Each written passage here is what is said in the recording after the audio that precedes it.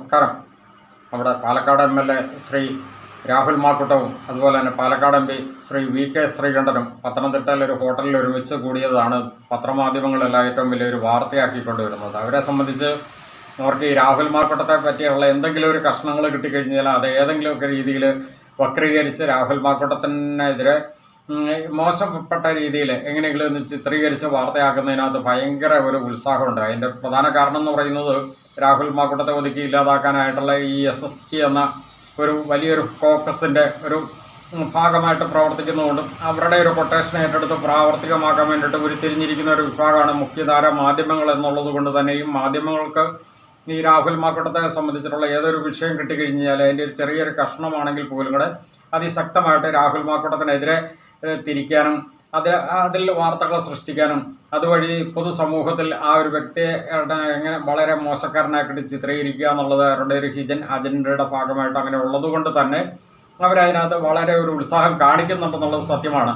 പക്ഷേ നിങ്ങളൊരു കാര്യം മനസ്സിലാക്കുക, നിങ്ങളൊക്കെ എത്ര കിടന്ന് പരിശ്രമിച്ചിട്ടും ആ വ്യക്തിക്ക് ഈ പൊതുസമൂഹത്തിലുള്ള ജനപിന്തുണ അടിക്കടി വളരെ വർദ്ധിച്ചു വന്നുകൊണ്ടിരിക്കുകയാണ്. കാരണം എന്താണെന്ന് ചോദിച്ചു കഴിഞ്ഞാൽ നിങ്ങളിപ്പോൾ എത്ര മാസമായി കിടന്നിട്ട് പണിയെടുക്കാൻ തുടങ്ങിയിട്ട് ഈ SSP എന്ന ഈ ഒരു മൂവർ സംഘം, അതായത് സതീശനിസ്റ്റുകളും സംഘിസ്റ്റുകളും പിണറായിസ്റ്റുകളും ഒരിക്കലും യോജിക്കില്ലാത്ത ഈ മൂവർ സംഘം അതിശക്തനായ രാഹുൽ മാക്കൂട്ടത്തെ ഒറ്റയ്ക്കൊറ്റയ്ക്ക് നേരിട്ട് വിജയിക്കാൻ സാധിക്കില്ലാത്തതുകൊണ്ട് രാഷ്ട്രീയപരമായിട്ടോ ആശയപരമായിട്ടോ നേരിട്ട് വിജയിക്കാൻ സാധിക്കില്ല എന്ന് ഉറപ്പുള്ളതുകൊണ്ട് രാഹുൽ മാക്കൂട്ടത്തെ ഇവർ മൂവർ കൂടി ഒരുമിച്ച് നിന്നുകൊണ്ട് ആക്രമിക്കുന്നു. അതല്ലേ ഇപ്പോൾ സത്യം.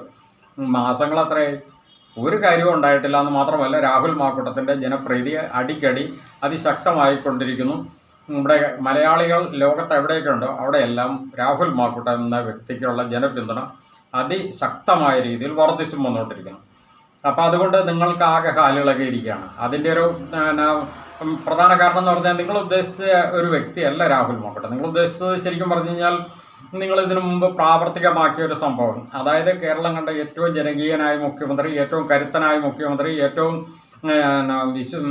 നന്മയുള്ള ഒരു മുഖ്യമന്ത്രി, ഏറ്റവും പൊതുസമൂഹ നന്മയുള്ള ഒരു മുഖ്യമന്ത്രി, അതുപോലെ തന്നെ ഏറ്റവും വികസന നായകനായിരുന്ന മുഖ്യമന്ത്രി, മഹാനായ മുഖ്യമന്ത്രിയെ ഒതുക്കി ഇല്ലാതാക്കാൻ നിങ്ങളെ സംബന്ധിച്ച് അന്നത്തെ കാലത്ത് KB ഗണേഷ് കുമാറിൻ്റെ സിംഗടിയായിരുന്ന ഒരു സ്ത്രീയുടെ കൊണ്ടുള്ള ഒരു പീഡന പരാതി മാത്രം മതിയായിരുന്നു. അത്തരം ഒരു പീഡന പരാതി, അത്തരം ഒരു സ്ത്രീയെ കൊണ്ട്, അതായത് 1% പോലും സമൂഹ മധ്യത്തിൽ അല്ലെങ്കിൽ സ്ത്രീകളുടെ ഇടയിൽ 1% പോലും ക്വാളിറ്റി ഇല്ലാത്ത ഒരു സ്ത്രീയെ കൊണ്ട് ഒരു പീഡന പരാതി എഴുതി ഉണ്ടാക്കിച്ച് അതിനു മുമ്പ് തന്നെ ജയിലിൽ നിന്നൊരു കത്ത് നിങ്ങൾ കൃത്രിമമായിട്ട് എഴുതി അവരെ കൊണ്ട് ബലമായിട്ടെന്ന് പറഞ്ഞ കാര്യം ഉണ്ടാക്കിച്ച് അഡീഷണലായിട്ട് ഒരു 4 പേജ് എഴുതി ചേർത്ത് അതിനകത്ത് ഈ മഹാനായ മുഖ്യമന്ത്രിയുടെ പേര് പരാമർശിച്ചുകൊണ്ട് ഒരു നെറേറ്റീവ് സൃഷ്ടിക്കുകയും അതിനുശേഷം പിന്നെ അതിൽ നിന്ന് ഉരുത്തിരിഞ്ഞു വന്ന ഒരു പീഡന പരാതി രേഖാമൂലം എഴുതി ഉണ്ടാക്കുകയും ആ പീഡന പരാതിയുടെ പേരിൽ ആ വ്യക്തിയെ ടാർഗറ്റ് ചെയ്ത് ഇല്ലാതാക്കി മണ്ണിനടിയിലാക്കിയ സംഭവം നിങ്ങളുടെ മുന്നിൽ വളരെ വ്യക്തമായിട്ടുള്ളത് കൊണ്ട് നിങ്ങൾ ആ ഒരു രീതിയിൽ രാഹുൽ മാക്കൂട്ടത്തെ ഒതുക്കാം എന്ന് നിങ്ങൾ ധരിച്ചു. അത് നിങ്ങൾക്ക് ഇപ്പം 3-4 മാസമായിട്ട് നോക്കിയിട്ട് ഒരു രീതിക്കും പറ്റാത്തത് കൊണ്ട് അതിൻ്റെ ഒരു നിരാശ നിങ്ങളെ ശരിക്കും ബാധിച്ചിരിക്കുന്നു എന്നുള്ളത് വളരെ വ്യക്തമാണ്. അതിൻ്റെ ഭാഗമായിട്ട് ഇപ്പോൾ ഏറ്റവും പുതിയൊരു സംഭവവികാസം വന്നിരിക്കുന്നത് നമുക്കറിയാം. ഈ ഒരു വിഷയത്തിന് വേണ്ടിയിട്ട് മുന്നണി പോരാളികളായിട്ട് നിങ്ങളൊരു 4-5 സ്ത്രീകളെ ഇറക്കിയിരുന്നു പരാതിക്കാരികൾക്ക് വേണ്ടിയിട്ട് വാദിക്കാനും അവരെ സപ്പോർട്ട് ചെയ്ത് പൊതുമണ്ഡലത്തിൽ സംസാരിക്കാനും സോഷ്യൽ മീഡിയയിൽ നിറഞ്ഞു നിന്ന് അവർക്ക് ആ പരാതിക്കാരികൾക്ക് വേണ്ടിയിട്ട് ഈ രാഹുൽ മാക്കൂട്ടത്തിനെതിരെ നിരന്തരം ശരങ്ങൾ തൊടുത്തുവിടാനുമായിട്ട് ഒരു 4-5 സ്ത്രീകളെ നിങ്ങൾ ഇറക്കിയിരുന്നു. ഒരു നടി എന്ന പേരിൽ അറിയപ്പെടുന്ന ഒരു സ്ത്രീ, അതുപോലെ തന്നെ അത് സതീശനിസ്റ്റിൻ്റെ അല്ലെങ്കിൽ സതീശനിസ്റ്റിൻ്റെ ഏറ്റവും വലിയ നായകനായിരിക്കുന്ന വ്യക്തിയുടെ ഏറ്റവും വലിയ മാനസപുത്രിയും, അതുപോലെ തന്നെ കേക്കുകളൊക്കെ പരസ്പരം വായി വെച്ച് കൊടുക്കാൻ മാത്രം സ്വാതന്ത്ര്യമുള്ളതുമായ ഒരു നടിയെ കൊണ്ട് നിങ്ങൾ പരമാവധി ആ ഒരു വ്യക്തിക്കെതിരെ രാഹുൽ മാക്കൂട്ടത്തിനെതിരെ പരമാവധി ശരങ്ങൾ തൊടുത്തു വിട്ടുകൊണ്ടിരുന്നു. അത് ഏറ്റില്ല. അതോടൊപ്പം തന്നെ പ്രവർത്തിച്ചിരുന്ന മറ്റൊരു വ്യക്തിയാണ്, അതായത് ശരിക്കും പറഞ്ഞു കഴിഞ്ഞാൽ ഏതൊക്കെയോ വലിയ സംഭവമാണെന്നും ഏതൊക്കെ എഴുത്തുകാരിയാണെന്നും അതുപോലെ തന്നെ കോൺഗ്രസിൻ്റെ തന്നെ വലിയ സാഹിത്യ സംഘത്തിൻ്റെ വലിയ നേതാവാണെന്നും അതുപോലെ തന്നെ സൗന്ദര്യവർദ്ധക വസ്തുക്കളുടെ പ്രദർശനശാലയാണെന്നും ഒക്കെ കാണിച്ചുകൊണ്ട് നടക്കുന്ന മറ്റൊരു വനിതാ നേതാവ്, അതോടൊപ്പം തന്നെ മാധ്യമത്തിൻ്റെ ഏറ്റവും വലിയ ഉത്തുംഗ ശൃംഖത്തിൽ നിൽക്കുന്നു എന്ന് സ്വയം അഭിമാനിക്കുന്ന വെറും ഒരു നാലാംകിട മാധ്യമ പ്രവർത്തക. ഞാൻ കണ്ടു, ഞാനേ കണ്ടുള്ളൂ, ഞാൻ മാത്രമേ കണ്ടുള്ളൂ. അതുപോലെ തന്നെ കുട്ടികളെ സ്വർഗത്തിലിരുന്ന് കരയുന്നു, അമ്മ ഭൂമിയിലിരുന്ന് കരയുന്നു, love to the moon and the back എന്നൊക്കെ പറഞ്ഞുകൊണ്ടുള്ള ചായക്കോപ്പയിൽ ലേപനം ചെയ്ത് മുഖ്യമന്ത്രിയെ കൊണ്ട് പിടിപ്പിച്ച് പൊതു സമൂഹത്തിൽ സന്ദേശം നൽകി അതിൻ്റെ പേരിൽ അവാർഡ് വാങ്ങിയെടുക്കാനൊക്കെ ആയിട്ട് നടക്കുന്ന മാധ്യമ വേഷം കെട്ടി നടക്കുന്ന ചില നാലാംകിട വനിതകൾ, അതോടൊപ്പം തന്നെ ഇടതുപക്ഷത്തിൻ്റെ വലിയ ശക്തിയായ എഴുത്തുകാരിയാണ്, ശക്തമായ വക്താവാണ്, ഇടതുപക്ഷ സഹയാത്രികയാണ്, ഇടതുപക്ഷത്തിൻ്റെ ഭയങ്കരമായ വനിതാ സ്ത്രീ ശാക്തീകരണത്തിൻ്റെ വക്താവെന്ന് പറഞ്ഞുകൊണ്ട് നടക്കുന്ന മറ്റൊരു എഴുത്തുകാരി. ഇതിനേക്കാൾ എല്ലാം ഉപരിയായിട്ട് ഇവർക്കെല്ലാം ഒപ്പം അല്ലെങ്കിൽ ഹെഡായിട്ട് നിന്നുകൊണ്ട് പിരിയാരി MLA എന്ന് സ്വയം അവകാശപ്പെട്ട് നടക്കുന്ന ഒരു MLA യുടെ, അതായത് പിരിയിളകിയ ഒരു MLA, പുള്ളി MLA ആണെന്നാണ് പറഞ്ഞത്, പിരിയാരിയുടെ MLA ആണ്.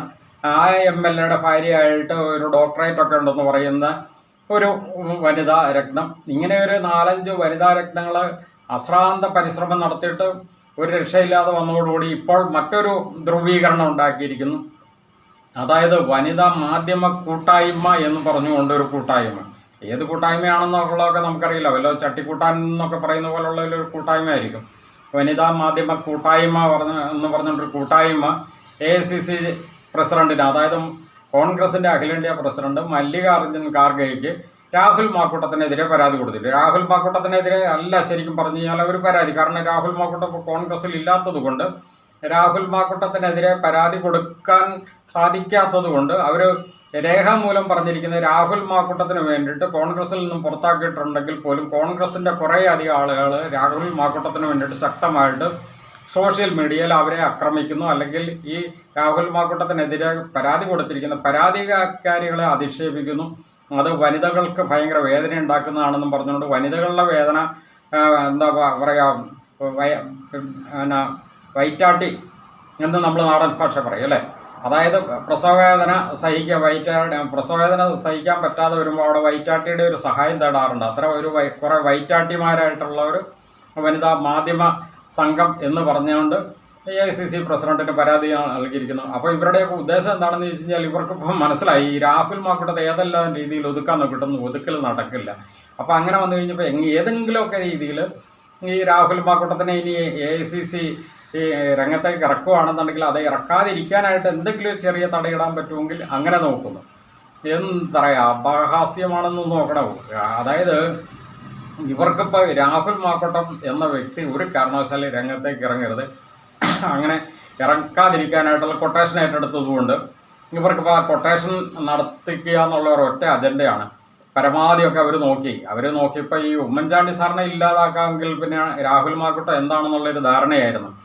പക്ഷേ കുറേ കാലം അവർ ഈ പറഞ്ഞ പോലെ തന്നെ ആ ഉമ്മൻചാണ്ടി സാറിൻ്റെ കാര്യത്തിൽ എടുത്തതുപോലെ കുറേ കാലം ഇവർ റീത്തും സംഘടിപ്പിച്ചുകൊണ്ട് നടന്നു.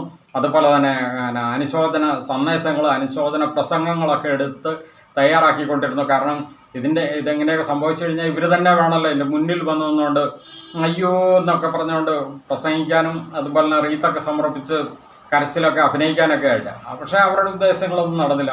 1-ലും നടന്നില്ല, 2-ലും 3-ലും നടന്നില്ല, 3-ലും നടന്നില്ല. അവസാനം ഇപ്പം ഒരു രീതിക്ക് നടക്കില്ല എന്ന് കണ്ടു കഴിഞ്ഞപ്പോഴത്തേക്ക് ഇത്തരം ചില തന്ത്രങ്ങളുമായിട്ട് ഇപ്പോൾ വീണ്ടും ഇങ്ങനെ ഇറങ്ങിയിരിക്കുകയാണ്. പക്ഷേ ഒരു കാര്യം നിങ്ങൾ മനസ്സിലാക്കുക, രാഹുൽ മാക്കൂട്ടം വേറെ ജീനാണ്.